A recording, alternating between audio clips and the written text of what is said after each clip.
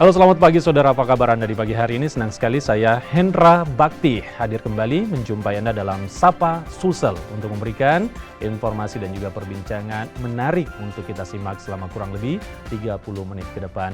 Semoga Anda sehat-sehat saja dan jangan lupa untuk tetap menerapkan protokol kesehatan, memakai masker, menjaga jarak dan rajin mencuci tangan untuk membantu pemerintah mencegah penyebaran COVID-19. Saudara, di tahun 2022 mendatang, tepatnya di bulan November, nantinya akan mulai diberlakukan penyiaran TV digital dan tentunya ini menjadi hal yang sangat menarik untuk kita ulas. Untuk itu kami hadirkan langsung Komisioner KPI Pusat yang hadir di studio Kompas TV Makassar. Ada Bapak Muhammad Reza untuk memberikan penjelasan terkait dengan era penyiaran digital ini tentunya. Langsung saja kita sapa beliau. Selamat pagi Pak Reza. Ya, selamat pagi Mas Hendra. Apa kabarnya Pak Reza? Alhamdulillah sehat. Tiba di Makassar, dalam rangka apa ini kegiatannya di Makassar? Saya dalam rangka ada kebetulan teman-teman di KPID Sulawesi Selatan itu memberikan apresiasi kepada Insan lembaga penyiaran yang program siarannya itu menjadi inspirasi di daerah. Dan untuk sampai ke sini saya harus colok 2 kali. Wow. Jadi untuk memastikan saya aman begitu, saya harus PCR dulu, cuma karena PCR swabnya tidak bisa keluar lebih cepat, saya harus swab antigen, dan akhirnya dua-duanya dinyatakan negatif. Langkah yang harus diikuti oleh semua pihak untuk bisa mencegah penyebaran COVID-19. Betul sekali. Baik, Pak Reza, ini topik kita di pagi hari ini cukup menarik begitu ya, karena bisa dibilang banyak menuai perhatian. Kita akan meninggalkan era TV analog. Kita akan menuju ke era penyiaran digital begitu di tahun 2022.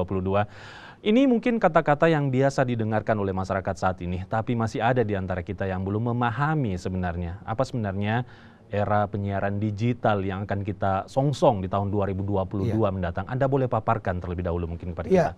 Jadi sebenarnya lebih tepatnya disebut dengan siaran digital. Siaran digital. Karena Anda tidak perlu mengganti televisi Anda, Anda tak perlu ganti antena Anda, jadi tetap seperti itu, hanya siarannya yang tadinya kita sebut analog ya, itu berpindah menjadi siaran digital. Siaran digital itu membutuhkan apa? Karena sistemnya digital, dia kompresi. Jadi beda kalau kita bicara siaran digital, orang kepikiran selamanya, oh siaran streaming internet, bukan itu 2 hal yang sangat berbeda. Siaran digital itu sistem pancarannya itu diterima menggunakan, kalau Anda pakai TV yang biasa, tabung ataupun flat TV, tapi belum smart TV yang ada ditulis di situ, DVB-T2, itu maka Anda perlu yang namanya set-top box. Itu alat penerima decoder lah, kita kalau biasa pakai parabola itu decodernya. Decoder, Anda tinggal tambah decoder, Anda terima siaran digital. Begitu. Jadi bukan ganti TV ya, jangan sampai salah mengerti. Di beberapa tempat itu salah mengerti. Pikirnya, oh saya harus beli TV ya lagi ya. Saya bilang enggak, tidak, dia tidak perlu. Tapi keuntungannya adalah, kalau biasanya Anda di rumah, kalau mau terima siaran misalnya dari Kompas TV, agak jauh dari lokasinya, biasanya antenanya harus bikin tinggi. Pakai pipa berpuluh-puluh meter ke atas, kadang putar kiri, putar kanan. Ini tidak begitu. Jadi saya itu, Anda cuma cukup punya saya di rumah, saya cuma tempel saja di belakang televisi, kemudian saya pakai set-top box, itu bisa sampai. Baik, jadi selama ini mungkin ada yang masih salah kaprah, menganggap bahwa sebenarnya sekarang kita sudah di masa siaran digital, di media sosial dan lain-lain, padahal bukan itu maknanya sebenarnya. Bukan itu maksudnya, dan memang masih banyak yang menganggap bahwa penyiaran digital itu berhubungan dengan internet. Tidak, sistemnya yang berbeda. Kalau sistem sekarang analog, misalnya Kompas TV frekuensinya misalnya di frekuensi A, itu Kompas TV saja di situ.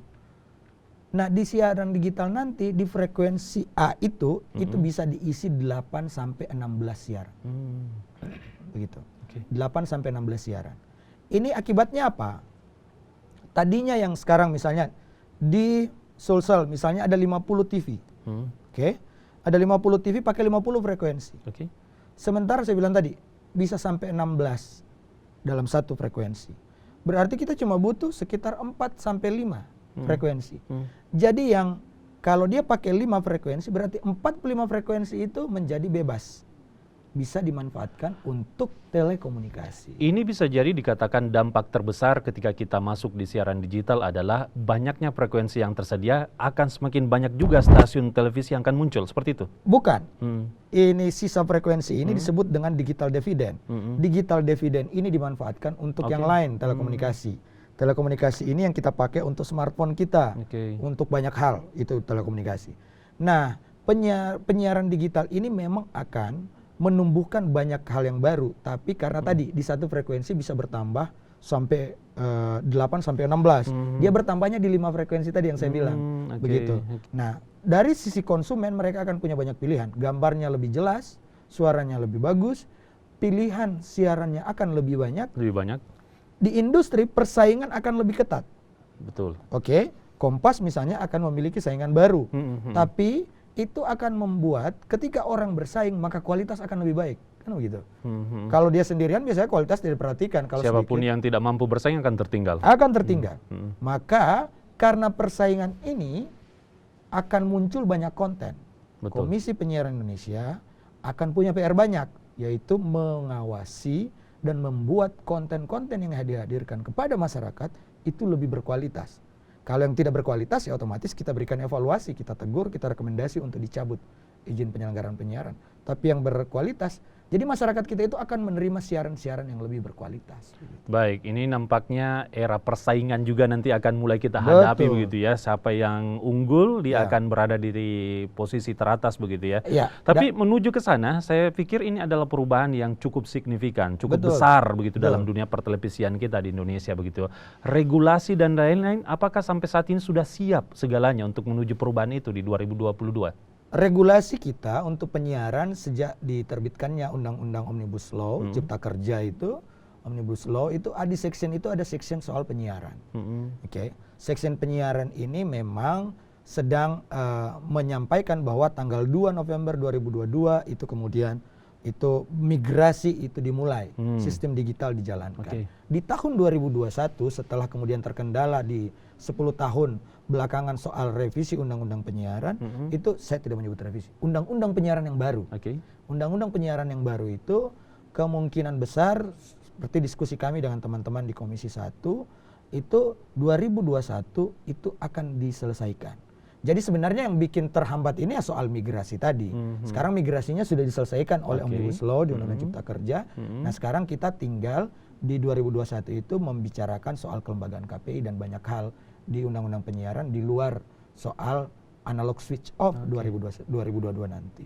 Jadi menurut saya sebenarnya regulasi, kami mengikuti regulasi. Begitu sekarang Cipta Kerja selesai, RPP-nya dibahas sampai bulan Desember ini, diselesaikan rancangan peraturan pemerintah. Peraturan KPI juga harus segera menyesuaikan setelah RPP-nya, kemudian peraturan KPI, kemudian Permenkominfo. Saya kira itu bisa dilakukan dan kami siap saja. Optimis begitu. Optimis. Di tahun 2022 tepat waktu kami sangat-sangat optimis. Kenapa? Karena memang teknologi adalah sebuah keniscayaan, Hendra, bahwa ini memang harus dilakukan.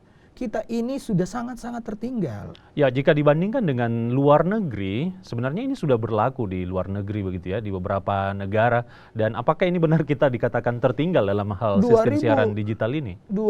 Sudah lebih dari 100 negara yang sudah melakukan ini. Di perbatasan, kita yang belum digital. Malaysia, Singapura, Brunei, itu digital semua. Ada perbatasan satu yang belum digital, Timor Leste, sama-sama kayak kita. Begitu. Jadi teman-teman masyarakat di perbatasan itu sudah punya set-top box sebenarnya. Mereka sudah menerima siaran digital tapi dari luar negeri.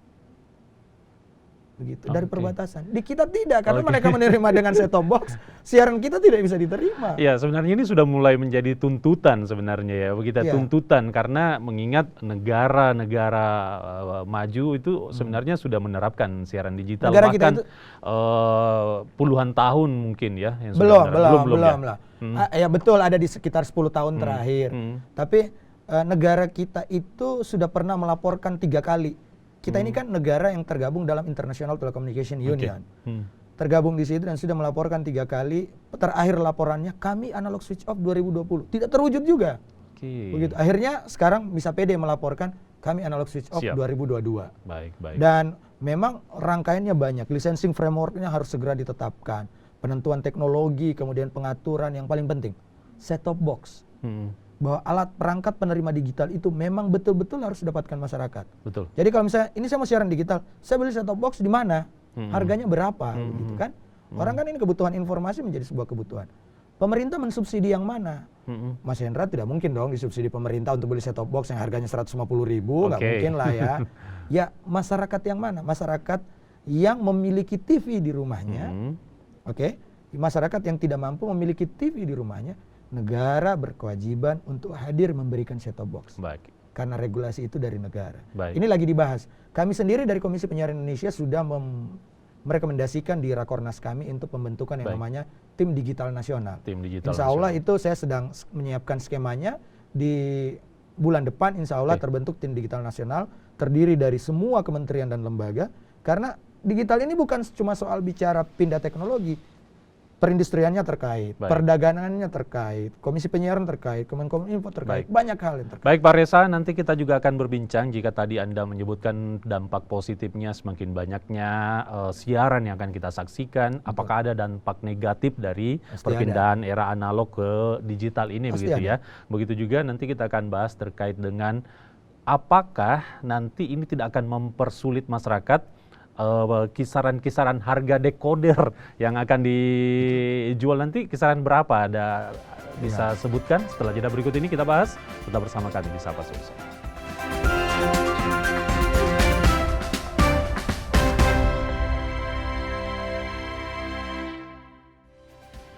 Kita masih membahas terkait dengan bersiapkah kita menuju siaran digital di tahun 2022. Kalau menurut Komisioner KPI Pusat, Bapak Muhammad Reza, siap. Pemerintah siap untuk menghadapi itu, walaupun sebenarnya ini setelah ditunda yang sebenarnya di tahun 2020, kemudian menuju ke 2022. Semoga tidak diundur lagi ya, semoga.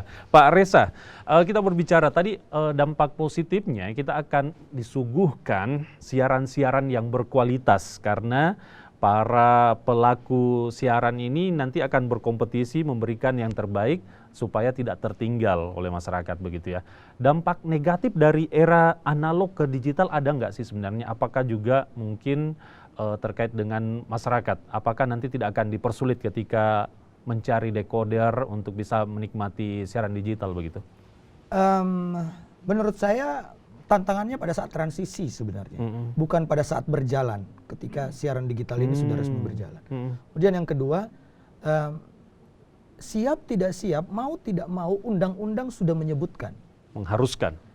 2 tahun setelah ditetapkan ini, maka migrasi penyiaran itu harus dilakukan. Ya kalau misalnya mundur lagi, kita ganti undang-undang lagi. Oke. Di undang-undang itu berarti sudah menjadi ketetapan ya? Menjadi ketetapan di undang-undang. Itu yang kemudian. Negatifnya, ya negatifnya menurut saya tadi, di transisi. Memang ada beberapa kekhawatiran. Soal tadi, skema set-top box. Ini skema, ya, pertama dari infrastruktur, saya bicara infrastruktur. Skema set-top box, apakah ketika mau migrasi ini set-top box-nya itu sudah siap di pasaran? Harganya berapa tadi pertanyaannya gitu? Harganya berapa? Nah memang sekarang kalau kita lihat ketika mulai bicara digital, Anda kalau mau lihat di semua tempat belanja online, begitu tulis set-top box pasti ada. Sudah ada. Sekarang tapi kemudian apakah dibeli misalnya di setiap daerah tersedia atau tidak? Nah ini juga masih menjadi PR kita bersama. Makanya saya bilang tadi, kementerian terkait dan lembaga terkait memang betul-betul dibutuhkan untuk berdiskusi ini. Jangan sampai juga kita kemudian set-top box-nya paling banyak import. Kita ini punya banyak kampus, anak-anak elektro kita keren-keren, kenapa kita tidak bikin sendiri? Misalnya ini kan sebenarnya bisa jadi tantangan, ya memanfaatkan. Bisa menunjang ekonomi masyarakat, UMKM sebenarnya bisa saja. Teman-teman di lembaga penyiaran bilang bahwa teknisi-teknisinya saja bisa bikin. Artinya terbuka kemungkinan untuk itu. Tapi apakah industri itu bisa tumbuh atau tidak? Ini butuh dibicarakan dalam tim digital nasional yang saya bilang tadi. Kemudian yang berikut itu soal harga. Sekali lagi ini soal harga set-top box memang masih ada di atas 200-an. Kami kemarin berdiskusi dengan Kominfo, menyarankan kepada Kominfo kalau bisa kepada distributor itu dimungkinkan tidak kemudian diskusikan untuk mendapatkan harga 100.000. Tapi itu lagi ini tergantung ketersediaan barang sebenarnya. Itu lagi dibicarakan secara impulsif. Oke, kalau angka 100 sampai 200 ribu mungkin masyarakat masih bisa menjangkau gitu ya. Artinya kita mewanti-wanti jangan sampai kita masuk di era siaran digital tapi orang nggak bisa nonton. Orang nggak bisa nonton karena tidak mampu membeli decoder begitu dan lain-lain. Ya, itu yang menjadi kekhawatiran, makanya soal ketersediaan tadi. Kemudian yang paling penting soal tadi kualitas. Kami kan lebih konsen, Komisi Penyiaran Indonesia itu lebih konsen ke isinya, bukan ke infrastrukturnya. Kami lebih konsen ke isinya apa sih sebenarnya. Karena tadi digital terrestrial television broadcasting itu menurut ITU is a business enabler. Harusnya saya menyarankan ke Komisi Penyiaran Indonesia Daerah Sulawesi Selatan, harusnya ada ada di daerah sekarang sudah mulai ada yang namanya kurator konten. Jadi konten di daerah itu sebisa mungkin sebelum digital itu diberlakukan 2022 sudah diproduksi terlebih dahulu. Bikin terlebih dahulu. Jangan sampai orang rame-rame bikin produksinya orang dari luar negeri. Dan itu kejadian. Beberapa saya pernah diskusi dengan salah satu pemerhati kopi. Itu beberapa tayangan soal kopi, makanan Indonesia. Itu ada kontennya, tapi yang memproduksi luar negeri. Dan kemudian begitu tayang, ingat berapa banyak kebutuhan konten, misalnya 30 saja, dia bersiaran 8 jam atau dia bersiaran 10 jam. Itu berapa ribu kebutuhan konten dalam 3 bulan atau dalam 6 bulan. Nah, siapa yang mengisi? Baik, sebaiknya mungkin ini dimanfaatkan momentum saat ini sampai di tahun 2022 mendatang, dimanfaatkan untuk membuat konten untuk siap kemudian nanti tinggal ditayangin begitu ya. Yang berikut juga kreator konten lokal. Sebenarnya kan bisa saling memanfaatkan. Kreator konten lokal itu bagus-bagus. Cuma memang TV itu punya standar yang berbeda. Misalnya Kompas punya standar yang berbeda dengan YouTuber misalnya. Ini kan tinggal disinkronisasi. Nah, distandarisasi yang sama kemudian bisa bekerja sama. Pak Reza masih berbicara tentang dampak begitu ya. Bagaimana kemudian dampaknya kepada stasiun televisi konvensional yang sudah ada saat ini begitu? Ya. Pertama bahwa kalau saya bicara dengan asosiasi, kan kami banyak berdiskusi dengan asosiasi. Ya asosiasi sekarang sudah bersiap. Semua bersiap menuju ke era digital dan bahkan sekarang kan sudah simulcast. Simulcast itu bersiaran, analog bersiaran, digital juga sudah bersiaran. Anda bisa lihat mungkin kalau di Sulsel ada beberapa lembaga penyiaran yang sudah mulai simulcast. Jadi sebenarnya sejak tahun 2017 Komisi Penyiaran Indonesia itu mengajak semua lembaga penyiaran melalui asosiasi dan diikuti oleh semua lembaga penyiaran televisi. Mereka bersiaran, tapi kami memulainya dari perbatasan. Istilah kalau makan bubur, kita makan dari pinggirnya dulu. Ya kan? Jadi kami mulai dari perbatasan. Dan teman-teman, jadi orang-orang perbatasan ini nampaknya mendapatkan perhatian yang tinggi. Lebih, begitu kan? Daerah-daerah 3T itu mendapatkan perhatian yang lebih. Kenapa? Kita mulai dari pinggir. Begitu. Dan ini juga kepikiran saya bahwa ASO itu dalam 2 tahun ini kita mulai segera dari pinggiran. Jadi tidak ada lagi yang siaran analog di pinggiran, kita digital saja dulu di pinggiran, sambil penyebaran set-top box-nya kemudian dimaksimalkan, kemudian mulai pinggiran, kemudian itu kan resiko paling kecil. Karena begitu kita taruh di daerah-daerah DEM istilahnya, daerah ekonomi maju atau daerah-daerah metro, itu khawatirnya efeknya terlalu cepat terasa, sambil kemudian literasi, sosialisasi, campaign soal siaran digital itu menjadi tanggung jawab semua pihak. Bukan cuma kami, tapi Kompas juga perlu menyampaikan kami akan bersiaran digital di kanal mana.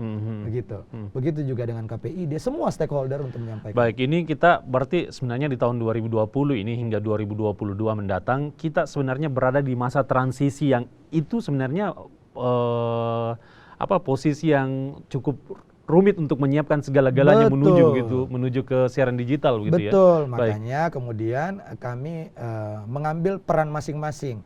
KPI perannya di mana, lembaga penyiaran di mana, kementerian di mana. Nah, itu yang kemudian saya bilang sesegera mungkin kami sedang mendorong pembentukan tim digital nasional karena ini perintah Pak Presiden. Pak Presiden itu sudah menyatakan kita segera untuk digitalisasi, pemanfaatan digital segera dimaksimalkan. Banyak bisnis yang harus segera berjalan.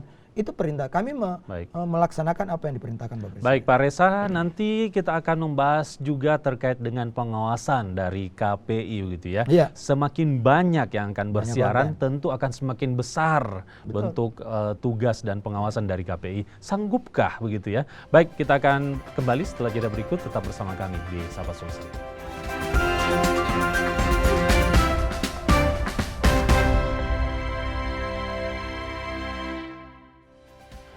Kita berada di paruh terakhir dalam Sapa Sulsel, masih membahas terkait dengan persiapan menghadapi siaran digital di tahun 2022 mendatang. Masih bersama saya, Bapak Muhammad Reza, Komisioner KPI Pusat yang saat ini sedang berkunjung di Makassar, Sulawesi Selatan. Pak Reza, KPI memiliki tugas dan tanggung jawab yang cukup besar dalam mengawasi penyiaran. Betul. Dengan yang sudah ada saat ini, saya yakin KPI sudah juga merasa bisa dikatakan pengawasan yang berat misalnya, atau mungkin pengawasan yang perlu ketat begitu ya untuk mengawasi sistem siaran yang sudah ada saat ini. Ditambah lagi nanti siaran yang begitu banyak di tahun 2022, mampukah KPI memberikan pelayanan maksimal dalam bentuk pengawasan terhadap TV-TV yang ada nantinya? Jawabannya harus mampu. Oke. Tidak boleh tidak. Begini, di sekarang ini kita punya 16 induk jaringan. Oke, termasuk Kompas ya. 16 induk jaringan. Dengan 16 induk jaringan, jadi kami pengawasannya itu berbagi. Untuk induk jaringan lembaga penyiaran berlangganan satelit itu menjadi core kewenangan KPI Pusat. Oke. Untuk kemudian anggota jaringan dan penyelenggaraan penyiaran lokal di daerah menjadi tanggung jawab KPI daerah. Gitu. Itu pembagiannya. Nah, pengawasan di kami saja yang untuk sistem analog sekarang kami ada sekitar 130-an. Itu saya prediksi 130 sampai 145-an tim. Jadi sekitar hampir 200 orang yang kerjaannya di KPI Pusat itu nonton siaran. Melototi televisi. Melototi televisi dengan radio. Oke. Jadi menonton TV, mendengarkan radio, per shift-nya per 6 jam. Jadi ganti-gantian 6 jam, itu 24 jam itu diawasi. Jadi itu namanya pemantauan langsung. Oke. Pengawasan itu mekanismenya kan ada dua, pemantauan langsung dan pengaduan. Pemantauan langsung kami melakukan. Jadi pemantauan langsung per 6 jam dilaksanakan oleh sekitar 130 tim pemantau kami. Setiap hari kami juga menerima aduan, rata-rata itu di atas 200 aduan. Yang kalau misalnya kita salah bicara atau apa, pasti akan ada yang mengadukan. Nah, itu kami menerima 200 aduan yang kami tindak lanjuti. Yang kemudian setiap minggu kami pleno, kemudian menentukan sikap apakah ini disanksi, cukup atau seperti apa. Ketika digital, bagaimana? Ya otomatis akan metode pengawasannya sama, akan semakin bertambah. Ditambah satu lagi, adaptasi teknologi. Otomatis pemanfaatan artificial intelligence, model simplifikasi dan kemudian komputerisasi pengawasan itu juga harus berjalan. Jangan salah loh, YouTube dan Facebook juga itu ada pemantaunya langsung. YouTube, kalau Anda lihat ada pemantaunya langsung sekitar 15.000 orang. Itu rilis resmi YouTube. Facebook membutuhkan sekitar 30.000 orang. Dan mereka pakai, kalau Anda lihat akun YouTube Anda, di situ pasti ada fasilitas report kan? Betul. Fasilitas pengaduan. Jadi model pengawasan dari dulu itu mekanismenya sama. Tapi memang ada beberapa adaptasi teknologi yang memang tetap harus disiapkan. Yang namanya tayangan di beberapa hal bisa terdeteksi. Contoh misalnya, aksi pornografi bisa terdeteksi. Tapi beberapa tayangan misalnya, tayangan televisi Indonesia itu tidak bisa menampilkan yang berdarah-darah. Ya kan? Kelihatan darah, ada orang itu nggak bisa. Itu sadisme. Betul. Di kita tidak bisa. Kemudian berita misalnya kekerasan, orang demo kemudian bakar, pukul, itu nggak bisa. Tidak bisa juga. Itu tidak bisa juga. Nah, hal-hal seperti itu butuh pemantau karena tidak bisa mengandalkan mesin kalau urusan seperti itu. Nah, ada yang pendekatan yang menggunakan teknologi yang otomatis harus kita adopsi, dan kami sudah membenchmark ada beberapa negara dan ada beberapa aplikasi yang akan dilakukan untuk itu. Jadi ketika ini dilakukan, insya Allah kami siap. Ready ya? Siap, karena skemanya sudah mulai disiapkan oleh teman-teman di KPI Pusat. Saya juga kalau saya di bidang saya menyiapkan skema soal infrastruktur, teman-teman pengawasan menyiapkan skema soal pengawasannya, teman-teman di kelembagaan menyiapkan, karena ini pemantaunya banyak, maka Komisi Penyiaran Indonesia secara kelembagaan harus diperkuat. Makanya kami sedang mendorong agar Komisi Penyiaran Indonesia Pusat dan Komisi Penyiaran Indonesia Daerah yang tadinya hubungannya terjadi secara koordinatif, ini akan kemudian terjadi secara hierarkis karena pengawasan itu butuh respon yang agak cepat. Karena kontennya banyak. Yang saya bilang tadi, yang tadinya 30 bisa sampai 150. Betul. Jadi pemantau yang tadinya misalnya hanya 30 di daerah, otomatis bisa sampai 150 sampai 300 orang. Itu. Kemudian yang berikut selain pemantauan dan pengawasan butuh yang namanya kita kerjasama dengan semua pihak. Kita butuh yang namanya literasi, kritisnya masyarakat kita. Karena untuk mengadu itu butuh ilmu. Masukan dan kritikan. Iya. Ya. Untuk tahu bahwa tayangan ini salah butuh ilmu. Tidak bisa juga ini salah tapi alasannya tidak jelas kenapa salah, butuh ilmu. Jadi ada yang namanya literasi. Nah sekarang misalnya di Sulawesi Selatan informasi dari Pak Hasrul, Ketua KPID Sulsel menyatakan diskusi sama saya bahwa di Sulawesi Selatan ada yang namanya masyarakat peduli penyiaran.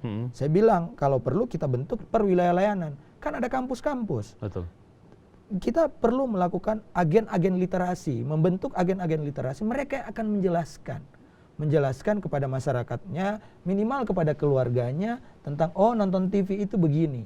Kemudian juga ini soal kuota. Saya bilang tadi ada 16. Nah misalnya sekarang harus lebih segmented, nggak boleh lagi umum seharusnya ya. Kalau di siaran digital harus segmented. Kompas TV, TV berita, ya sudah berita. Begitu, jangan TV berita, infotainment juga, ini juga, itu juga. Jadi harus lebih segmented, berita, olahraga.